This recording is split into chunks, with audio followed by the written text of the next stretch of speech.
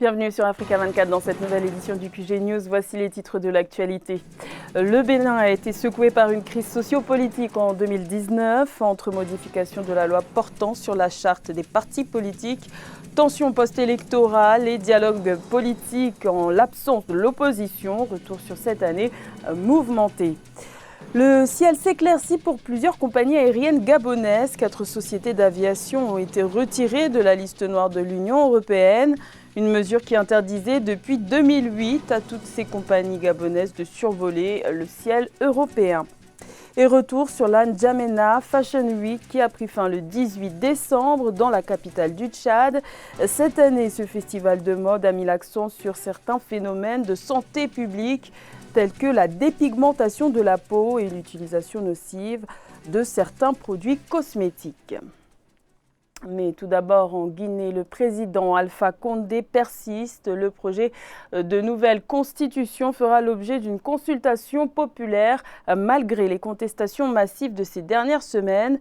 Le chef de l'État a laissé entendre cette option ce jeudi soir lors d'une allocution télévisée sans dévoiler de date précise. Reste à savoir si l'adoption de cette nouvelle loi fondamentale qui prévoit notamment un mandat présidentiel de 6 ans renouvelable une fois remettrait les compteurs à zéro pour l'actuel président. 2019 aura été une année éprouvante pour la classe politique béninoise. La modification de la loi portant sur la charte des partis politiques a eu pour conséquence l'exclusion des principaux partis d'opposition aux élections législatives d'avril 2019, ce qui a engendré des violences post-électorales.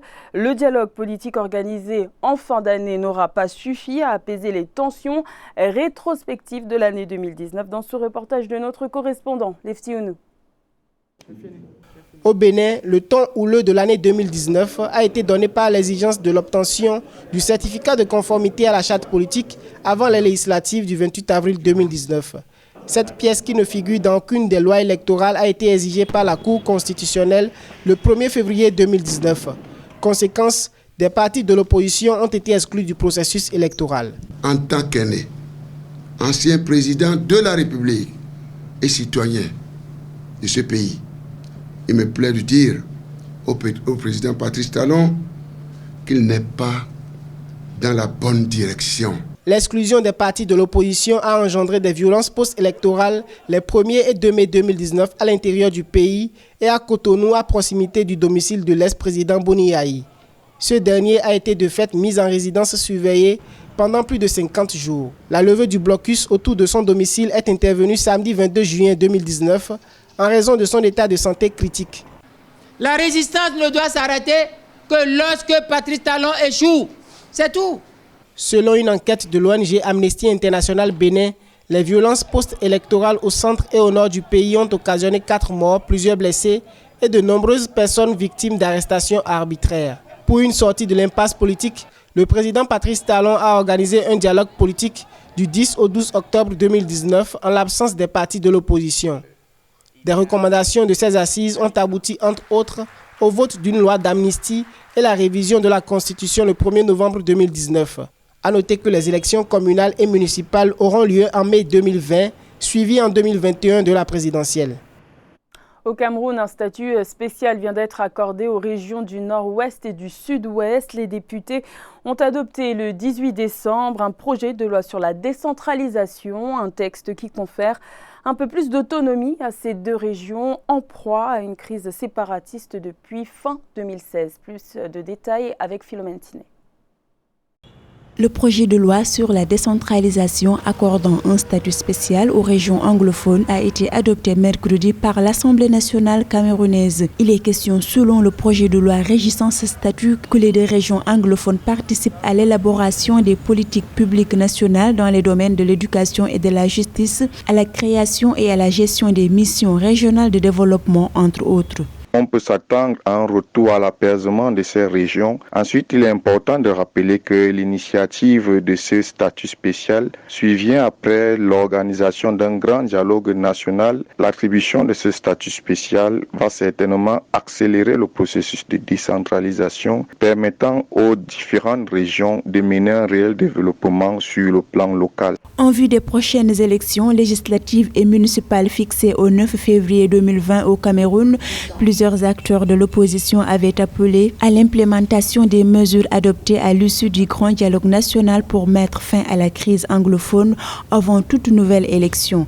D'ailleurs, des formations politiques avaient menacé de boycotter le double scrutin, évoquant le statu quo de la crise en zone anglophone. Sans un calme précaire, le déroulement de ces élections législatives pourrait se retrouver perturbé, ce qui pour l'opposition camerounaise apparaît comme une irrégularité dans l'optique où l'organisation des élections sans inclure le vote des populations des régions anglophones est une marque d'exclusion. Depuis 2016, la crise anglophone a fait plus de 2000 victimes, 530 000 déplacés internes et des dizaines de milliers de réfugiés, d'après l'ONG internationale Crisis Group.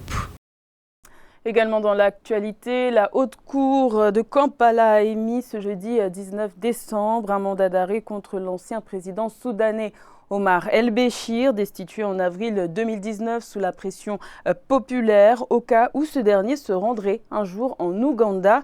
Les juges ougandais ont estimé que le gouvernement avait manqué à ses obligations en refusant d'arrêter l'ex-chef de l'État, Omar El-Béchir, lors de ses déplacements en Ouganda en 2016 et 2017, alors qu'il était encore en fonction et sous le coup d'un mandat d'arrêt émis par la Cour pénale internationale pour génocide, crimes de guerre et crimes contre l'humanité.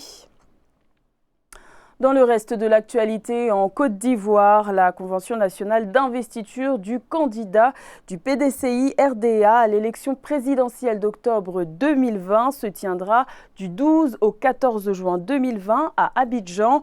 C'est à l'issue de ce rendez-vous que sera connu le candidat qui portera les couleurs de la principale formation d'opposition dirigée par l'ancien président Henri Konan Bédié. Lui-même laisse planer le mystère sur son éventuelle candidature, tout comme l'actuel président Alassane Ouattara qui a récemment affirmé qu'il se lancerait une nouvelle fois dans la course à la magistrature suprême si les hommes politiques de sa génération se déclarent aussi candidats au détriment de la jeune génération.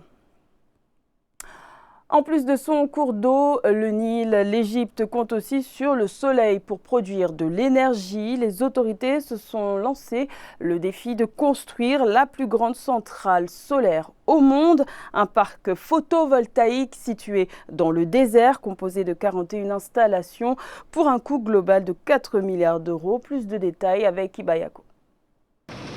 Des panneaux solaires à perte de vue dans le vaste désert égyptien. C'est à 40 km d'Aswan, dans le sud de l'Égypte, que ce parc solaire géant a été construit. Un projet visible depuis l'espace. This is the world's largest solar power plant anywhere. Il s'agit de la plus grande centrale solaire au monde. Où qu'elle soit, 1465 MW sont actuellement injectés dans le réseau. Elle représente près de 1800 MW en termes d'installation de panneaux. C'est une installation étonnante. Elle crée non seulement de l'électricité pour l'Égypte, mais également de nombreuses opportunités d'investissement divisées en autant de petits projets différents. Ce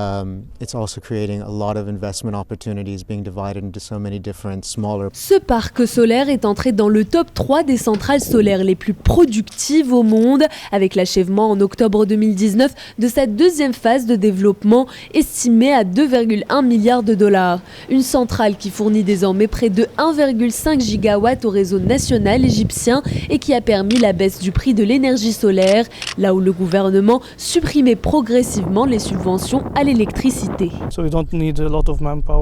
Vous n'avez donc pas besoin de beaucoup de main-d'œuvre pour travailler ici. Vous n'avez besoin que de machines de nettoyage.